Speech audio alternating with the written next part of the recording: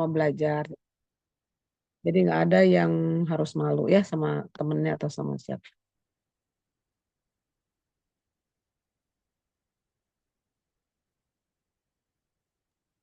Baik, Ayo, Ibu, aku izin tanya. silahkan. Kan aku mau ganti judul nih, karena judul yang sebelumnya itu kan yang komunikasi persuasif beauty advisor ini ternyata dari pihak perusahaannya tidak mengizinkan. Jadinya aku mau ganti judul. Jadi Judulnya apa? itu peran media digital dalam meningkatkan antusiasme penggemar K-pop terhadap konser festival musik di Indonesia. Pendekatan kualitatif dengan metode studi pustaka. Aneh kualitatifnya nggak ada studi pustaka ya. Jadi judulnya juga nggak jelas ya. Peran media sosial, Aulia ya. Media sosial yang mana? Kan nggak mungkin kita harus membahas semua media sosial. Media Hmm, sosial kan banyak banget platformnya. Jadi boleh dipilih salah satu. Boleh boleh. IG, boleh YouTube, boleh TikTok. Salah satu aja. Kalau media sosial masa seluruhnya mau diteliti hanya dalam membuat satu artikel. Nggak mungkin kan, waktunya juga nggak akan cukup. Nah, oke. Tuh. Terus udah gitu kalau udah bisa dipilih salah satu nih platformnya apa. Katakanlah Instagram.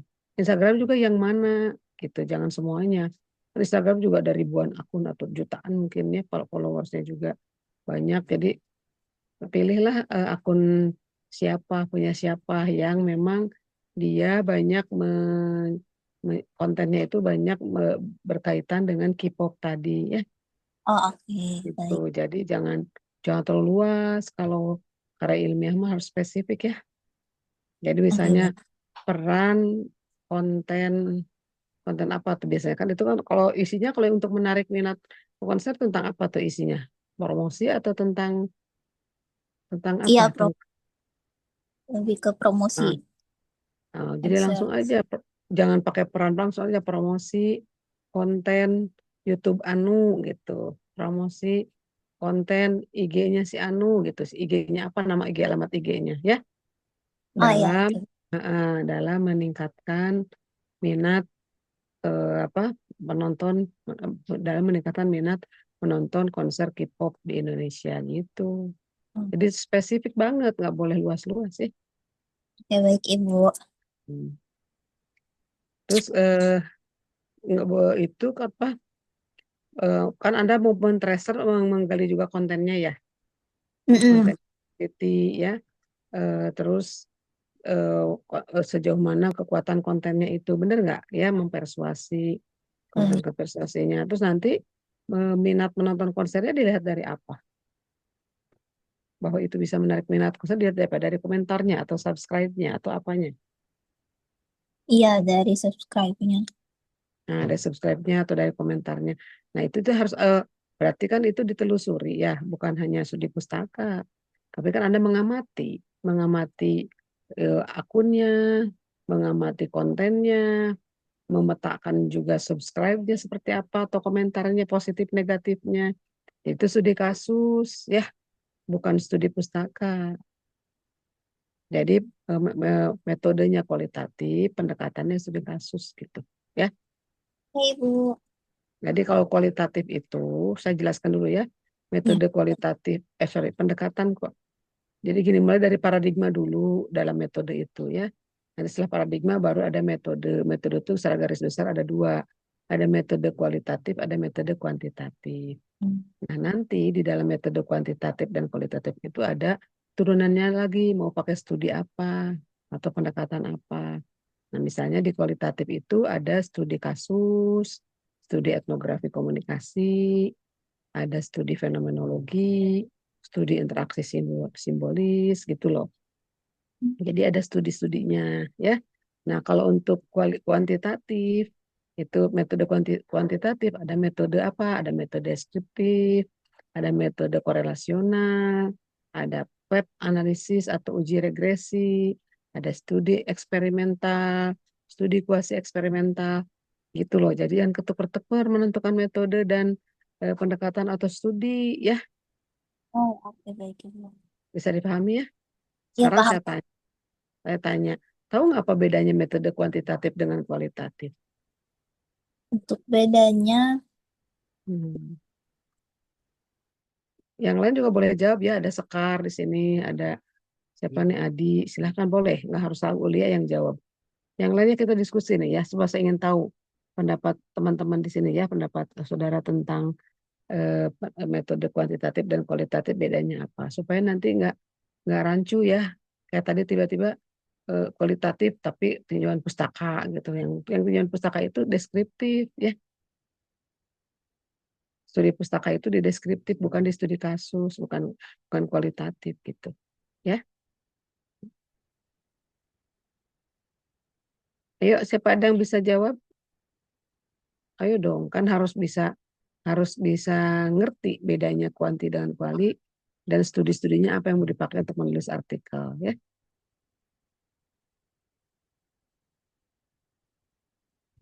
Ini kepada kemana ini teh hadir nggak sih kalian teh?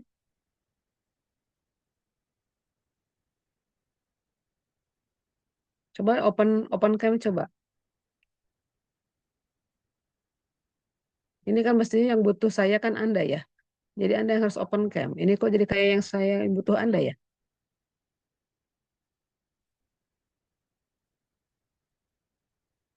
Kan saudara yang butuh kan untuk konsultasi ya. Ya, jadi coba boleh bertanya atau boleh mencoba menjawab. Kalau dengan diskusi jadi lebih paham ya. Kalau belajar sendiri aja pasif nanti belum tentu bisa paham benar gitu. Memang cara memahami itu dengan cara diskusi tanya jawab ya, supaya lebih tahu kan gitu. Ya Adi udah open cam. Oh, yang lainnya mana? Etikanya kalau webinar ya atau tutorial online itu harus open cam, nggak boleh off cam kayak gitu. Kecuali memang benar-benar jauh nun jauh di sana tuh di Maluku di mana yang nggak ada sinyal. Saya dengan dosen aja kalau rapat, saya kan kaprodi ya. Rapat kalau dosen off cam aja saya marahin itu nggak boleh ya, nggak sopan gitu. Apalagi ini mahasiswa, harusnya kan lebih menghargai dosennya ya. Kan saya udah berusaha nih malam-malam juga. Padahal saya kan biasanya nggak pernah ngajar malam-malam ya, sampai maghrib maksimal. Ini demi kalian UT karena banyak yang kerja, banyak yang masih aktivitas apa sampai sore. Ya saya yang mengalah lah boleh malam-malam. Tapi jangan juga terlalu pasif ya. Nanti sayanya jadi tidak semangat ngajarnya kalau andanya pasif, off cam, tidak menjawab gitu. Apalagi ini sesinya sesi diskusi. Tolong ya, saling mengapresiasi ya. Terima kasih yang sudah on cam ya. Ya, Adi sudah on cam. Nah, gitu dong ya. Nggak usah malu-malu. Ya, sekarang em, mungkin saya pancing dulu saya jelaskannya bedanya metode penelitian kuantitatif dengan kualitatif ya. Kalau metode kuantitatif itu paradigmanya positivistik.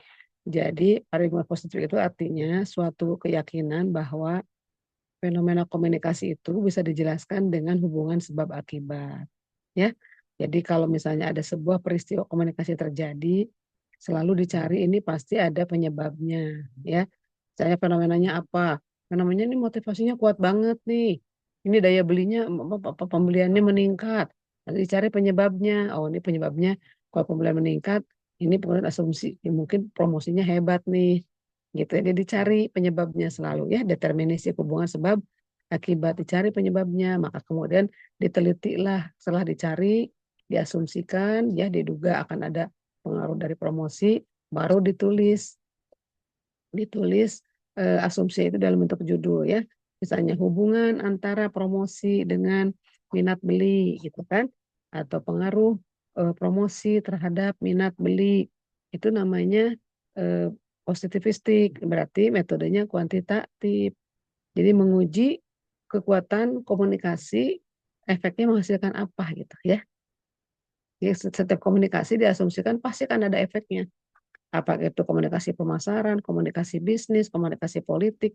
Komunikasi politik misalnya pengaruh kampanye terhadap daya elektabilitas calon bupati di mana gitu loh.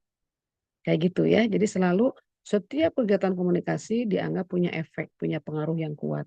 Nah, efeknya terserah asumsinya apa, apakah terhadap kesadaran membeli, terhadap minat beli, terhadap keputusan pembelian kalau di marketing. Kalau di politik, terhadap opini publik, terhadap elektabilitas, terhadap kesadaran memilih, terhadap keinginan berpartisipasi, misalnya gitu. Kalau kampanye terhadap perubahan sikap, karena kampanye biasanya efeknya jangka panjang ya. Jadi pengaruh kampanye eh, kampanye hidup sehat gitu ya terhadap kesadaran kesehatan. Pengaruh kampanye anti TBC, kampanye kesehatan anti TBC terhadap kesadaran untuk mengenali dan berobat ketika kena penyakit TBC gitu loh. Jadi selalu ada pengaruh, ada hubungan, ada sebab akibat pokoknya. Kalau kuantitatif, paham ya? Nah itu jadi melihat fenomena itu sebagai sebuah objek yang bisa diamati secara objektif dengan menganalisa hubungan sebab akibat di dalam unsurnya satu sama lain. Jadi komunikasi selalu bisa menghasilkan efek. Makanya ukur efek, ukur hasil, ukur dampak begitu. Ya, itu metode apa tadi yang saya jelaskan? Kuantitatif ya. Nah, dan metode kuantitatif biasanya untuk mengujinya itu membuat identifikasi masalahnya diturunkan dari teori ya, diturunkan dari teori. Jadi identifikasi masalahnya atau rumusan masalahnya merujuk pada sebuah teori yang cocok dengan fenomena yang akan kita amati. Misalnya tadi komunikasi bisnis, pengaruh komunikasi bisnis terhadap kesadaran merek ya. Nah, maka carilah teori komunikasi bisnisnya. Nanti dari komunikasi bisnis siapa bisa menurut Kotler. Turunlah misalnya ada 4 dimensi unsur-unsur yang komunikasi bisnis itu memperhatikan unsur apa aja atau aspek apa yang dikelola dalam komunikasi bisnis. Misalnya tentang promosi, maka identifikasi masalahnya adalah pengaruh promosi terhadap kesadaran merek gitu. Nanti ada lagi yang kedua kata Kotler misalnya tempat ya, pengaruh tempat. Jadi pengaruh tempat, place gitu ya, marketplace, pengaruh marketplace terhadap kesadaran merek pada siapa gitu loh. Jadi kalau ada 4 poin di dalam teorinya Kotter, maka 4 identifikasi masalahnya. Ya, kita memotret komunikasi bisnis, tapi ngambil kacamatanya teori dari siapa untuk menurunkan identifikasi masalah, faktor apa yang mau diteliti yang satu satu demi satu yang nanti akan terukur pengaruhnya setiap faktor itu seperti apa terhadap kesadaran merek tadi atau terhadap minat beli. Paham ya? Saya terlalu cepat nggak menjelaskannya? Nggak ya, udah cukup ya. Kalian kan hebat-hebat. Nah, eh, pola pikir di dalam penelitian kuantitatif bersifat deduktif. Apa itu deduktif? Dari umum ke khusus. Jadi menguji hal-hal yang sifatnya umum seperti menguji teori tadi, teori kan sudah berlaku secara general ya. Nah, menguji teori pada sebuah fenomena. Apakah benar nggak teori yang kata Kotler mengandung 4 aspek bisnis itu berpengaruh terhadap minat beli pada sebuah produk yang sedang Anda teliti gitu loh, diuji teori ya. Atau misalnya menguji kredibilitas Bu Ani ya, kredibilitas dosen, pengaruh kredibilitas dosen terhadap motivasi belajar mahasiswa. Nah, berarti untuk mengukur kredibilitas Bu Ani nggak bisa ngarang, dicari teori kredibilitas mana yang cocok gitu. Ngerti nggak? Untuk mengukur kredibilitas. Misalnya teori kredibilitas dari Jalaluddin Rahmat menyebutkan ada 3. 1, keahlian.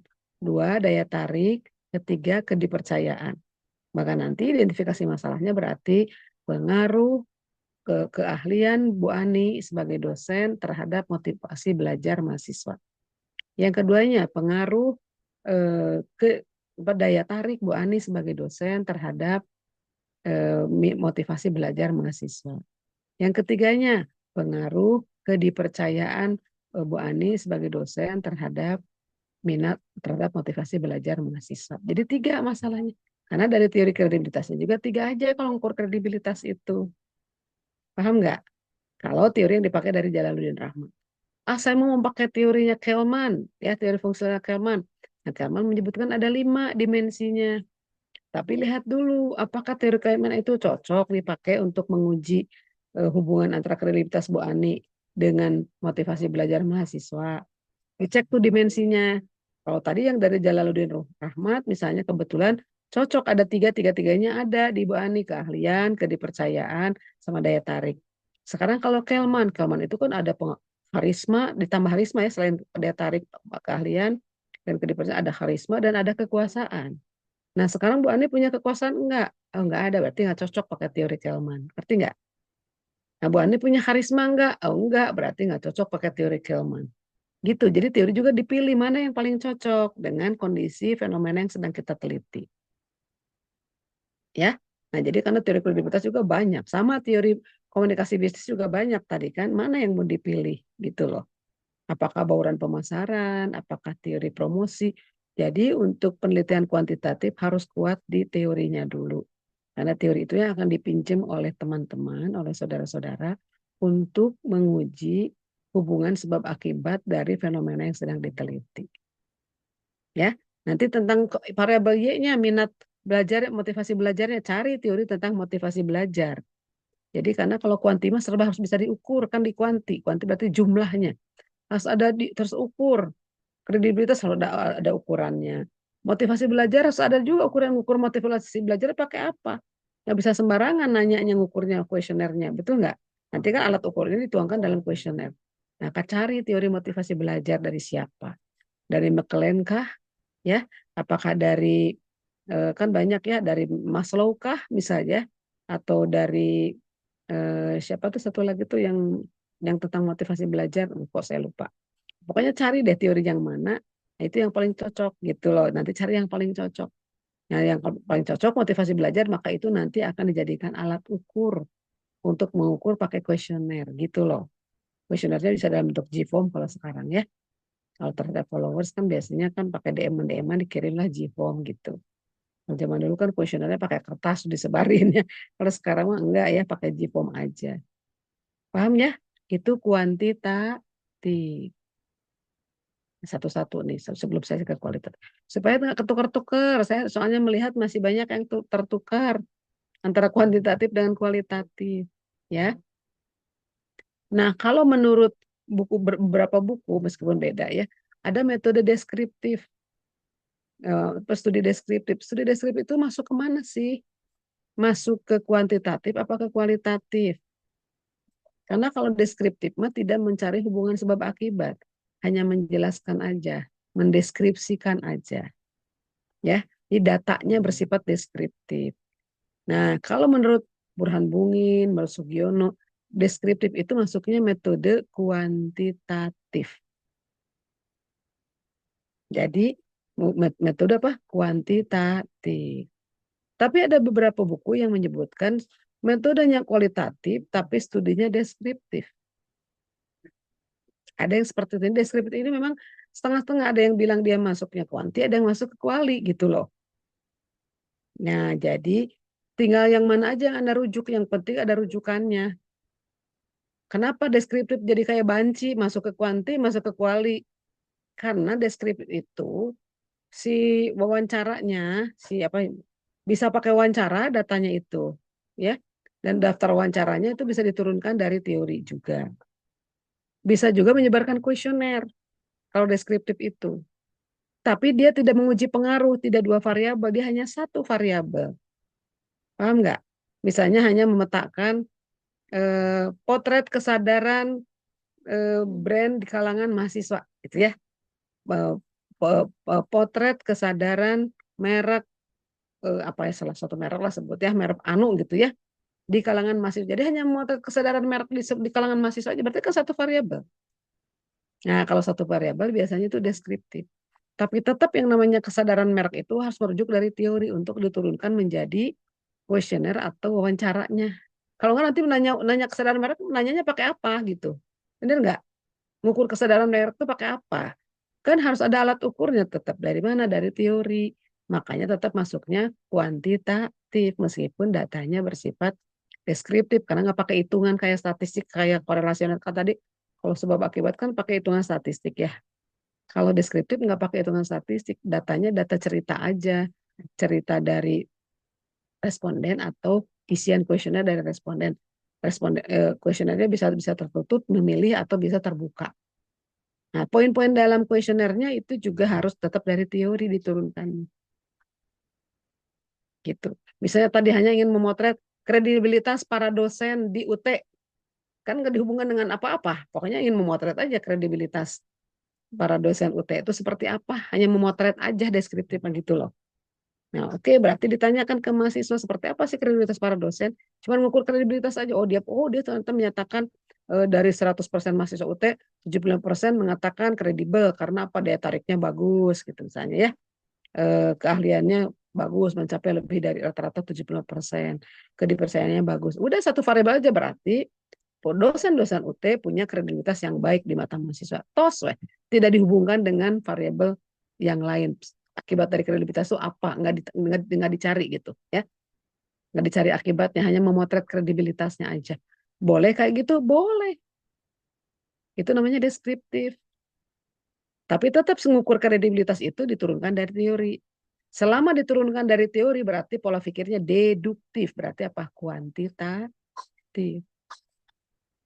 Gitu. Ya. Kenapa sih ada yang tertukar kualitatif, tapi disebutnya metodenya deskriptif, sebenarnya deskriptif. Karena tertukarnya di sini nih. Karena metode kualitatif itu kan hasil wawancara mendalam, berupa uraian deskripsi datanya itu, ya kan? Ditranskrip deskriptif. Nah, studi deskriptif juga boleh kan dengan wawancara, mendeskripsikan juga. Tapi kalau di kualitatif, datanya itu data kualitatif. Kalau di deskriptif, datanya data kuanti karena diturunkan dari teori. Tapi dalam bentuk narasi, dalam bentuk deskripsi. Gitu. Jadi ada deskripsi sebagai data, ada deskripsi sebagai metode. Nah, kalau sebagai metode berarti dia kuanti karena dia menggunakan pola berpikir deduktif. Kalau sebagai kuali, ya kalau dia sebagai datanya aja yang bersifat deskriptif itu berarti kualitatif, bukan metodenya. Nah, memang yang suka membingungkan ini sering menyebut deskriptif itu metodenya kualitatif. Padahal Burhan Bungin nih, Profesor Burhan Bungin yang pertama menyatakan ada kualitatif deskriptif, dia meralat sendiri dalam edisi revisi bukunya. Saya salah, cina tidak boleh kayak nggak boleh sebenarnya deskriptif disebut kuali karena deskriptifnya tetap deduktif dari kuantitatif. Kalau saya ketemu langsung dengan Prof. Bunginnya, ngasih pelatihan-pelatihan tentang metode, dan sendiri meralat, iya saya salah dalam buku saya yang edisi berapa menyebutkan salah satunya deskriptif itu masuk ke metode kualitatif. Jadi yang menulisnya aja meralat gitu. Paham ya? Karena kan memotret satu variabel pun diturunkan dari teori. Kan gimana cara mengukurnya? Kita kan nggak bisa mengira-ngira ya. Sikap, misalnya diukurnya pakai apa? Sikap mahasiswa terhadap belajar. Nah, sikap itu bagaimana mengukurnya? Kan ada dari teorinya, teori tentang sikap. Ada aspek kognisi, ada aspek afeksi, ada aspek konasi. Turunkan aja dari situ. Kognisi apa pengetahuannya? Afeksi sikapnya, perasaannya. Konatif kecenderungan perilaku. Udah satu variabel aja menjelaskan sikap mahasiswa. Ya kan? Hanya menjelaskan sikap mahasiswa terhadap apa? Sikap mahasiswa terhadap presiden, sikap mahasiswa terhadap dosen, sikap mahasiswa terhadap kampusnya. Banyak kan sikapnya mau sikap terhadap apa gitu. Sikap mahasiswa terhadap bendera pusaka, misalnya merah putih, itu satu variabel. Tapi mengukur sikapnya diturunkan dari teori. Selama diturunkan dari teori, masuknya kuantitatif. Berarti selama deduktif diturunkan dari teori, masuknya metodenya apa? Kuantitatif. Oke. Sekarang tutup tentang kuanti, selesai ya. Jadi kuantitatif itu ada deskriptif, ada studi korelasional, ada studi eksperimental, ada studi uji regresi ya, uji pengaruh. Sekarang masuk ke metode kualitatif. Anda udah belajar tentang metode penelitian kan sebetulnya? Sudah ya? Pasti sudah lah, kan itu udah level akhir. Metode kualitatif itu sebaliknya, pola berpikirnya induktif. Jadi dari khusus ke umum.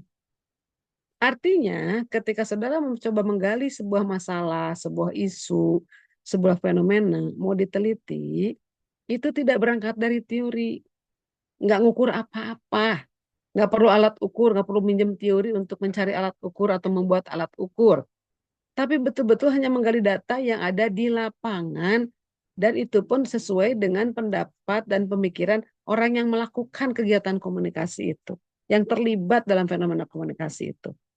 Misalnya strategi humas PT Anu gitu kan ya, atau strategi komunikasi pemasaran produk Anu, atau kemarin tuh ada tuh strategi persuasi implementasi teknik persuasi oleh sales promotion produk Anu di department store apa gitu kan ya. Nah, jadi kalau itu berarti eh, datanya itu ya dari kejadian-kejadian yang ada di lapangan. Apa yang dilakukan oleh si humas dalam mengolah strategi komunikasinya? Ditanya, makanya wawancaranya mendalam. Nggak usah pakai teori. Nanya apa yang dilakukan oleh humas itu, makanya harus riset dulu. Kira-kira apa ya keunikan yang dilakukan oleh humas di perusahaan ini, makanya saya teliti. Oh, dia mau unik, ternyata dia berkolaborasi dengan influencer. Oh, dia mau unik, ternyata dia membentuk influencer sendiri dari kalangan internal. Misalnya gitu ya. Kayak Bio Farma kan membuat influencer sendiri dari kalangan internal, dicari, dilacak yang followersnya banyak ya, netizennya banyak. Nah, lalu itu dijadikan, bikin aja klub influencer. Nanti perkuat perusahaan. Itu kan unik. Jadi harus menemukan hal unik. Jadi yang ditanyakan adalah apa yang dilakukan oleh Bio Farma terhadap para influencernya itu. Strateginya seperti apa? Apakah berunding dia, membuat konten bareng-bareng, atau dibikin kasih reward, atau apa. Jadi hanya menggali apa yang dilakukan oleh humasnya Bio Farma itu gitu terhadap para influencer karyawan internalnya. Jadi apa yang dilakukan oleh si pelaku dicari gitu, ngapain aja. Jadi pertanyaan penelitiannya juga bagaimana proses terbentuknya tim influencer internal oleh Humas Bio Farma misalnya gitu. Ngerti nggak? Jadi apa yang terjadi di lapangan, bagaimana caranya dia membentuk itu gitu ya? Bagaimana pengelolaan konten bersama yang dilakukan oleh para influencer dengan difasilitasi oleh Humas Bio Farma kan gitu. Jadi apa yang dilakukan aja di sana digalinya. Kasus kan case-nya dari kondisi di lapangan diangkat sampai nanti akhirnya menemukanlah pola strategi humas BUMN yang dilakukan oleh nah jadi menemukan hal yang umum di ujung itu menemukan pola, menemukan model, menemukan pola. Jadi dari hal-hal khusus tadi ditemukan sesuatu yang lebih general. Dari khusus ke umum, namanya polanya induktif.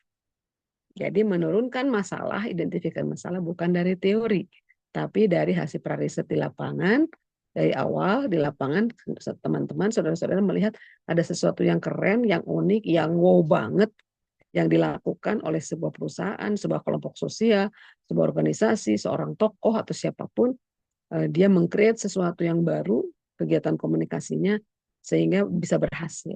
Atau dia melakukan sesuatu untuk mengantisipasi sebuah konflik, mengantisipasi krisis. Misalnya brandnya rusak, penjualannya merosot, berarti ada masalah nih, penurunan minat beli. Nah, apa yang dilakukan untuk antisipasi, strategi apa yang dilakukan, nah itu yang digali gitu. Ngerti nggak? Makanya suka ditanya, kalau dalam studi kasus, masalahnya apa kalau dalam kuali? Berarti harus tahu dulu hal unik apa yang terjadi di lapangan, masalah apa yang ada di lapangan secara perlu digali, sehingga perlu digali diteliti gitu. Beda dengan kuanti, kalau kuanti mah ingin menguji aja. Penasaran nih saya kok bagus-bagus ya nilainya kelas B misalnya. Kelas B bagus-bagus, jangan-jangan karena dosennya bagus nih, saya uji ya, saya cek pengaruh kredibilitas dosen terhadap gitu ya, terhadap pencapaian prestasi mahasiswa. Jadi gitu, beda kan pola pikirnya ya. Nah, tuh saya udah pancing biar bisa bertanya. Barangkali ada masih bingung pakai metode apa dalam menulis artikel ilmiahnya. Karena judulnya juga harus matching, judul dengan metode itu harus matching. Jangan sampai judulnya kuanti, metodenya kuali. Atau kebalik, judulnya kuali, metodenya kuanti. Kan jadinya nggak matching ya. Pola pikirnya aja udah berbeda. Saya masih melihat kecenderungan itu. Bukan hanya di mahasiswa UT. Di mana-mana saya melakukan bimbingan baik S1, S2, S3 kan sama bimbing S3 juga ya. Itu kebanyakan masih ketukar-tukar ya pola pikir dalam metode kuantitatif dan kualitatif. Ada kualitatif banyak sekali varian metodenya, pendekatannya studinya. Ada studi fenomenologi, etnografi komunikasi, interaksi simbolik, ya kan? Ada studi kasus, ada studi analisis kritis, studi framing, ada semiotika dan macam-macam. Jadi lebih banyak lagi varian metode kualitatif. Dan itu masing-masing punya karakteristik sendiri bagaimana cara membahas dan melakukan penelitiannya sampai menulis artikelnya. Oke, dari saya udah cukup ya penjelasannya. Sekarang dari Anda, ada yang bertanya enggak? Barangkali masih ragu metodenya, matching nggak dengan judul, apakah metode yang diganti ada judul yang diganti, kan bener nggak? Jangan sampai terlanjur salah gitu karena nggak sempat berkonsultasi. Oke, silahkan boleh. Harus pancing dulu, kalau pancing kayaknya bingung mau nanya apa ya.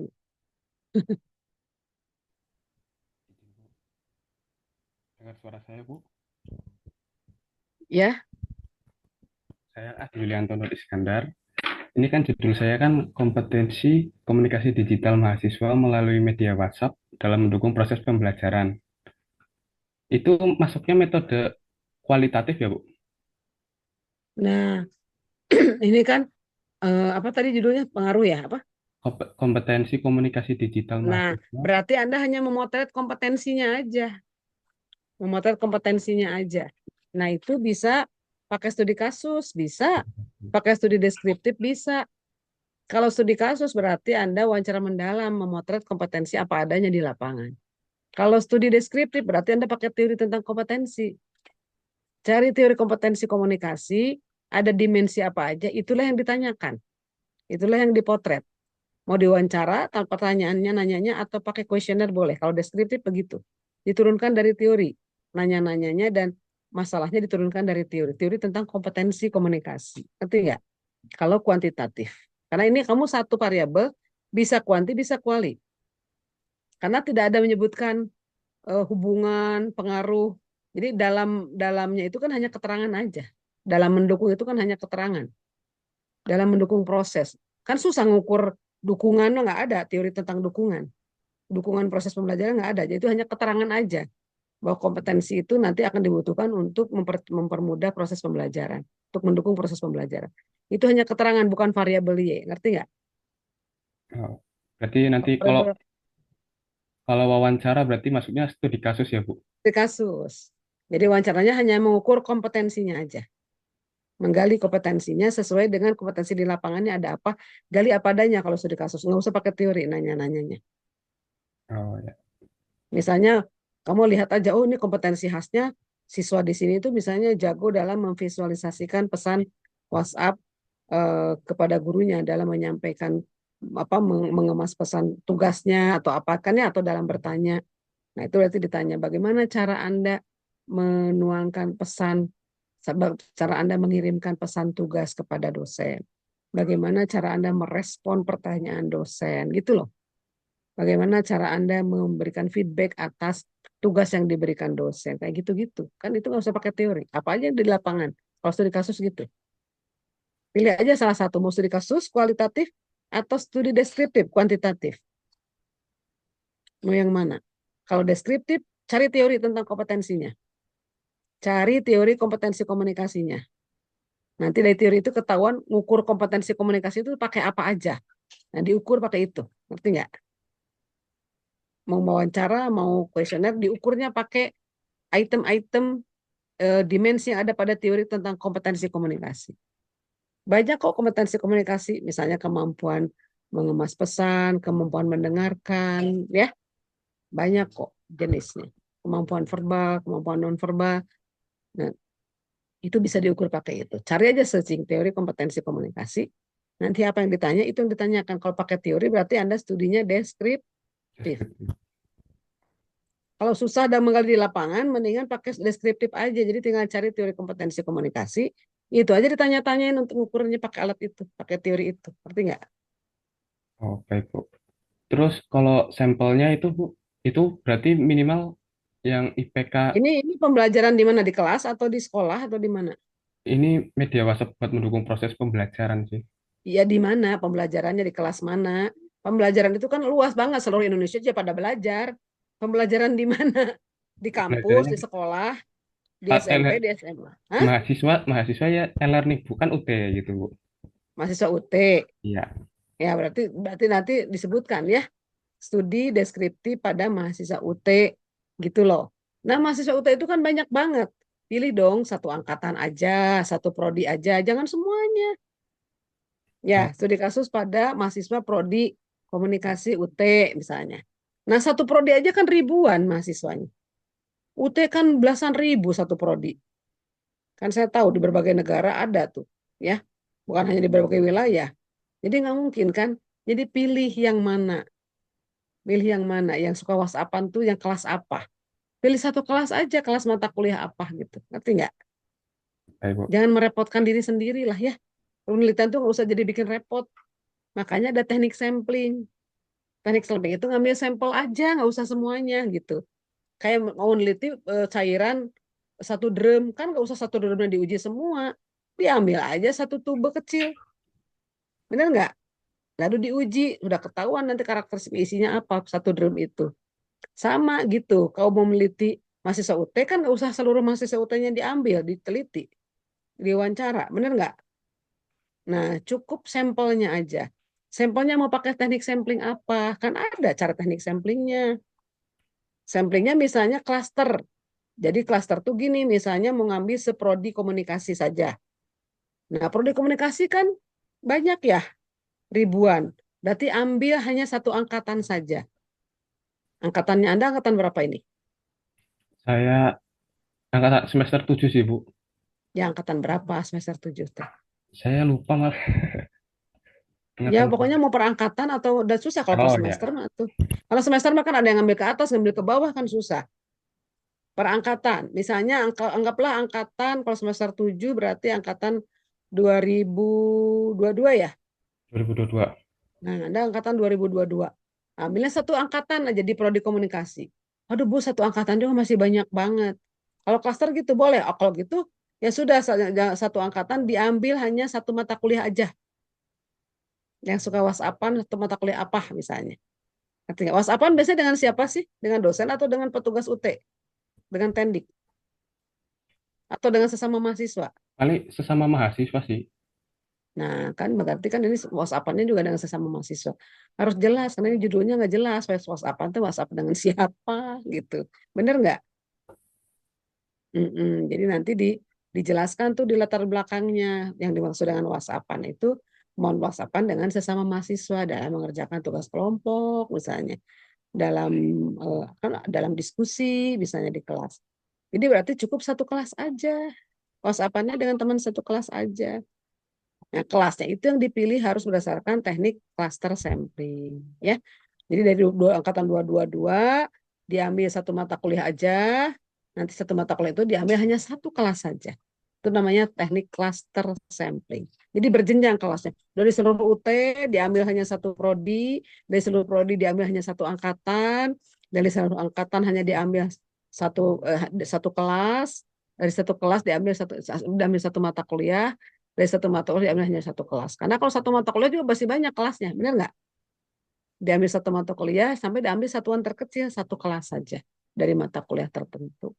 Itu tapi tekniknya bukan dikira-kira diundi ya, diundi dari seluruh prodi itu yang kepilih prodi mana, mau prodi komunikasi atau prodi lain, dikocok dapat prodi komunikasi, dikocok lagi dapat angkatan 2022, dikocok lagi dapat mata kuliah artikel ilmiah, dikocok lagi dapat kelas B, jadi satu kelas B itu aja yang diteliti.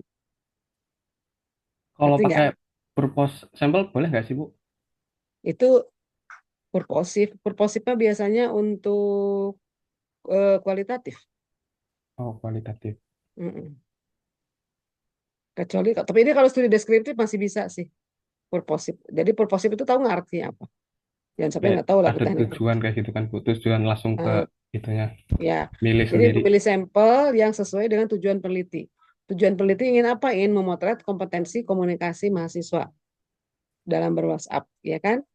Nah, kan kalau yang berWhatsApp bukan hanya kelas Anda dong, bukan hanya satu mata kuliah dong, seluruh mahasiswa UT juga pastilah berWhatsApp. Nah, jadi makanya purposifnya susah karena kemampuan berWhatsApp itu bukan hanya milik komunikasi, ngerti nggak? Milik semua mahasiswa. Jadi purposifnya agak susah karena kabur. Kecuali kalau misalnya mahasiswa inklusif yang memiliki disabilitas. Nah, itu kan purposif. Jadi yang diteliti purposif hanya yang disabel aja. Kalau misalnya yang normal, ya ini berlaku untuk semua. Purposifnya di mana dilihatnya dari apa gitu. Semi, Jadi semi, purposif itu harus benar-benar spesifik kebutuhan datanya. Sedangkan Anda mah kemampuan komunikasi WhatsApp mah kan tidak spesifik. Semua orang juga harus punya kemampuan itu dong. Dan semua orang diskusi kan melalui WhatsApp. Semua mahasiswa kan melakukan itu. Purposifnya dilihat dari apa? Susah kan? Jadi jangan purposif, makanya harus klaster, sekelas gitu. Bu. Ngerti ya? Baca lagi Grasok teknik samplingnya. Kalau hanya Soalnya dengerin dari ibu kayak nggak yakin, coba baca bukunya. Karena saya juga menjelaskan berdasarkan dari buku loh, bukan saya ngarang ya.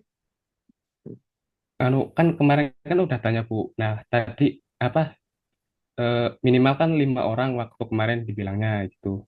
Kan kemarin mas studi kasus bilangnya. Mau studi kasus nggak? Kalau studi kasusnya boleh 5 orang aja, 10 orang aja. Kalau kuantitatif, kalau deskriptif kuantitatif, itu berdasarkan teknik sampling untuk metode kuantitatif. Beda loh. Kalau metode kualitatif, studi kasus itu purposif memang samplingnya.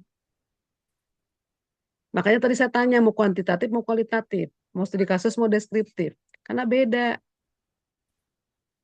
Artinya nggak?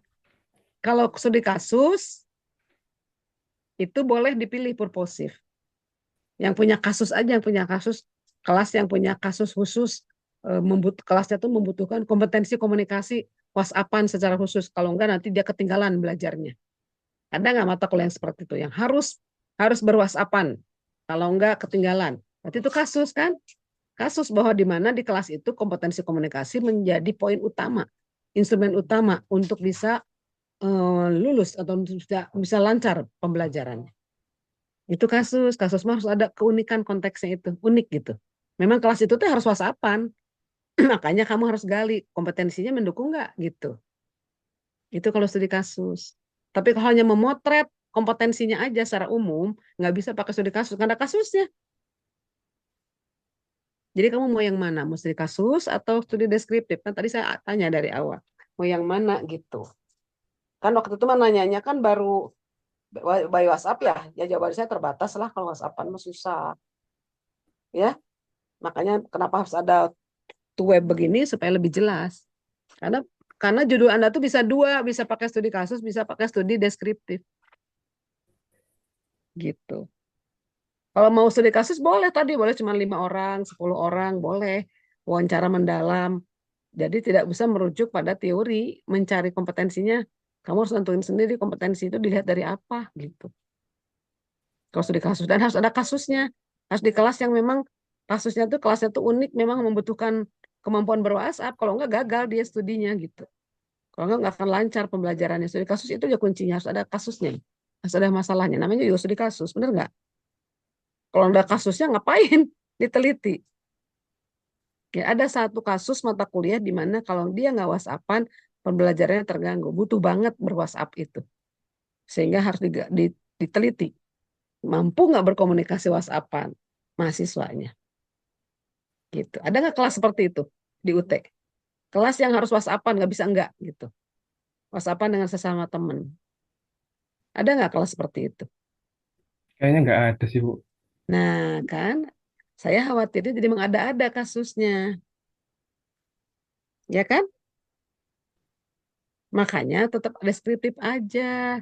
Deskriptif kan nggak perlu ada kasus. Tapi harus mau sekelas ditelitinya. Gitu. Nggak bisa cuma 5 orang. Deskriptif mah nggak bisa. Sampelnya purposif. Harus Soalnya teknik lagi. kalau kelas juga di grup kayaknya juga jarang Bu. Ya kenapa tuh ini Kayak diteliti gitu. jadi judul? Kalau emang nggak perlu. Kalau di kelas itu jarang perlu WhatsAppan, di UT ini nggak perlu, Bu. Ada kelas jarang yang harus WhatsAppan, nggak wajib. Ya kenapa tuh dijadikan judul kalau memang nggak ada? Kan harus ada fenomenanya. Berarti kalau diganti website e-learning aja berarti itu ya bisa ya Bu. Soalnya kan Misalnya apa? ini kan di apa belajarnya kan di e-learning ya gitu. Berarti media WhatsApp-nya diganti kompetensi komunikasi Nah, digital di ya udah. e-learning. Jadi kemampuan kompetensi komunikasi digital melalui LMS, Learning Management System. Nah, kalau itu mah pasti kan semuanya juga harus menggunakan itu. Tinggal dipilih aja satu kelas gitu loh. Karena itu mah semuanya wajib kan? Kalau WhatsApp kan nggak semuanya wajib. Jadi aneh kalau diteliti, bener nggak? Orang nggak wajib kok, ngapain juga gitu diteliti. Nggak pakai WhatsAppan juga bisa belajar kok dia, ngapain diteliti, bener nggak? Nah, jadi jangan meneliti sesuatu yang tidak tidak perlu secara logika itu nggak perlu diteliti gitu, ngerti nggak? Nah, jadi jangan bikin bikin mencari masalah juga harus mencari tema juga harus yang tepat ya, sesuai dengan kebutuhan problem solvingnya, kebutuhan di lapangannya. Di lapangannya nggak ada kok yang membutuhkan WhatsApp sampai bisa nggak lulus gara-gara nggak WhatsAppan kan nggak ada, berarti kok bisa jadi judul gitu. Ya, udah aja LMS aja ganti media jangan WhatsApp ya. Karena WhatsApp tidak menjadi tools instrumen media yang wajib.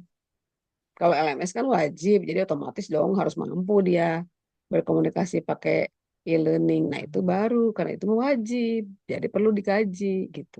Kalau nggak dia gagal dong, nggak bisa studi di UT kalau nggak bisa pakai e-learning, bener nggak? Nggak bisa ngebukanya, nggak bisa ngisi kuisnya, nggak bisa upload tugas. Nah itu yang diteliti oleh kamu, kemampuan membukanya dengan cepat. Jadi kekuatan penggunaannya itu ya kompetensi di sini. Apakah dia bisa membaca, memahami modul secara mandiri, benar nggak? Apakah dia bisa memahami tugas-tugas, itu ditanya. Apakah dia bisa mengerjakan kuis dengan lancar, tidak terkendala? Apakah dia bisa mengupload tugas? Apakah dia bisa menyampaikan feedback atau apa respon atas berbagai instruksi dari tutor? Itu kan hal yang bisa ditanyakan, kan? Gitu. Kalau nggak bisa itu berarti mengganggu proses belajar mengajar. Udah jangan mengada-ada WhatsApp segala lah dan nggak diwajibkan WhatsApp kan di UT. Ya, jadi kayak mengada-ada gitu. Bener nggak? Akhirnya susah sendiri cari sampelnya. Ya, Baik, Bu. paham ya? Heeh. Oke, memang saya mah bahasanya begini ya, rada kejam ya. To the point. Gak boleh gini, gak boleh gitu. Tapi kalau dibiarin salah kan bahaya ya, bener nggak? Saya pikir ada mata kuliah yang khas, yang harus WhatsAppan gitu dong. Saya pikir WhatsAppan dengan dosen malah tadinya. Oh berarti memang ada mata kuliah tertentu kan saya nggak hafal UT keseluruhan ya.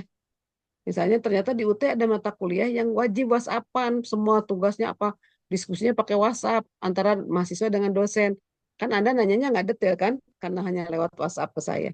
Maka saya pikir oh ada berarti ya kuliah yang seperti itu. Makanya judulnya dibolehin sama saya karena saya pikir ada karakteristik kelas seperti itu. Ternyata pas digali sekarang kan nggak ada. Kayaknya nggak ada Bu. Ya udah tuh kalau nggak ada ngapain diteliti? Bener nggak? Ya udah, Gitu. Bu. Oke ya. Nanti kalau ada tanya-tanya yang lain aja dulu. Oke, boleh. Sip, semangat ya. Tinggal ganti medianya aja ya.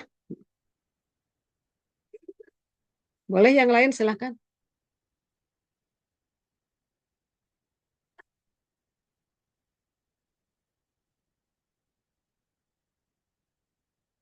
Nggak ada. Kalau nggak ada mau saya tutup nih. Saya nggak mau nunggu lama-lama. Saya mau tanya Ibu. Ya silahkan. Ya, saya perkenalkan nama saya Sekar Malagusta. Ya. Kemarin ambil judul yang komunikasi empatik netizen terhadap fenomena cancel culture di media sosial. Kemarin itu kan saya ngomong TikTok, tapi ternyata datanya itu dapat satu kasus di Instagram, jadinya saya ganti di Instagram. Oke. Terus? Terus tadi kan Ibu juga udah nerangin terkait purposive sampling. Itu bener ya Bu ya, saya pakai purposive sampling ya. Karena Iya. kan khusus komunikasi empatik. Iya. Itu tetap Berarti tetap studinya studi kasus ya. oh iya.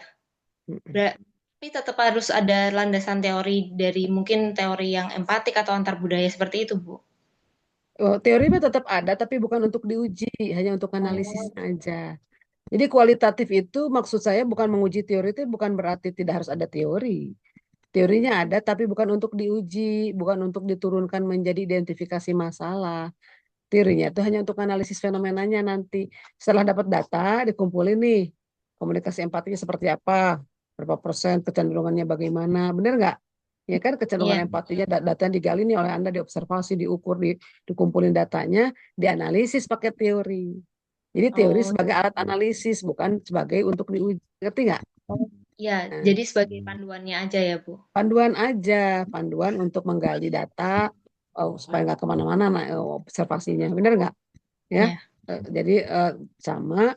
Jadi kan tahu empati itu ciri-ciri empati itu apa. Jadi kan tahu tuh netizen yang empati itu ciri-cirinya ini. Jadi kan Anda bisa menemukan data-data yang empati itu berapa persen, kategori empatinya bentuknya apa aja. Itu hanya untuk kita pandai memilah-milah data gitu loh, ya, bukan diuji. Nah, nanti di akhir dipakai lagi untuk analisis gitu, di Oh, analisis dan pembahasan. Jadi fungsi teori dalam metode kuanti dan kuali berbeda.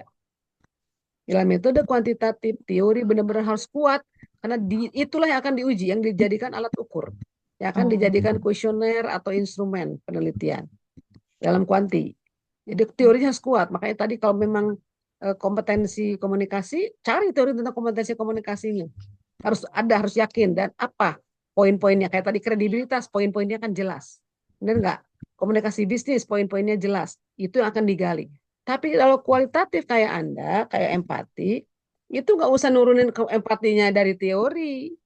Digali aja di lapangan, dilihat, di tracer, dipotret, dipilah-pilah datanya. Ngerti nggak? Nah, nanti kapan teori digunakan untuk analisisnya? Nah, berdasarkan teori komunikasi empati, ternyata bentuk empati, jenis-jenis empati yang ada pada kasus cancel culture-nya si Anu adalah kategorinya A, B, C gitu loh. ya. Ya, Berarti benar untuk kualitatif ya, Bu. Kualitatif. kualitatif ya. Kasih, Bu. Hanya kasusnya hanya satu aja kan, satu akun aja gitu. Ya. Kalau kuanti mah kan nggak boleh hanya satu akun, harus banyak kan, harus Kemarin sampel. dapat akun sih, Bu, yang komunikasi empatik itu. Jadi saya masih ngirim tapi belum dibales ininya.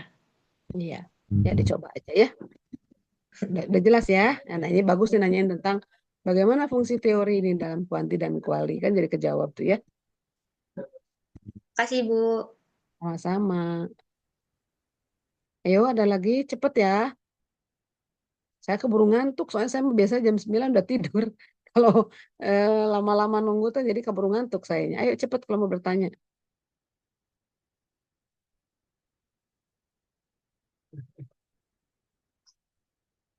Ya, kalau nggak ada berarti bisa ditutup ya. Udah selesai. Mudah-mudahan paham semua ya. Jadi untuk yang bertanya ke saya pakai WhatsApp, pakai teks, namanya pakai teks, menjawab penjelasan metode memang tidak selalu bisa paripurna ya. Jadi karena eh, artikel ilmiah, metode ilmiah itu enaknya penjelasan langsung seperti ini. Makanya tadi kayak tadi kompetensi di WhatsApp itu kan jadi sepotong jawabannya ya. Karena kan susah kalau menjelaskan walaupun saya udah berusaha ngetik panjang lebar, udah mau perlu waktu ngetik gitu kan. Eh, Tetap aja belum tentu ketangkap secara utuh gitu apa yang dimaksud ya. Makanya di UT-nya juga diwajibkan ada tuh web seperti ini ya, karena tahu sulit kalau hanya lewat WhatsApp aja gitu. Oke, kalau nggak ada, udah cukup ya, berarti semua udah bisa nih bikin artikelnya, ya, nggak ada masalah ya. Oke, selamat berkarya kalau gitu ya. Silahkan menulis karya ilmiah sesuai dengan substansi judulnya, sesuai dengan metodenya, sesuai dengan format yang ditentukan ya. Nanti udah selesai, baru diunggah ke repositorinya UT. Jangan lupa ya.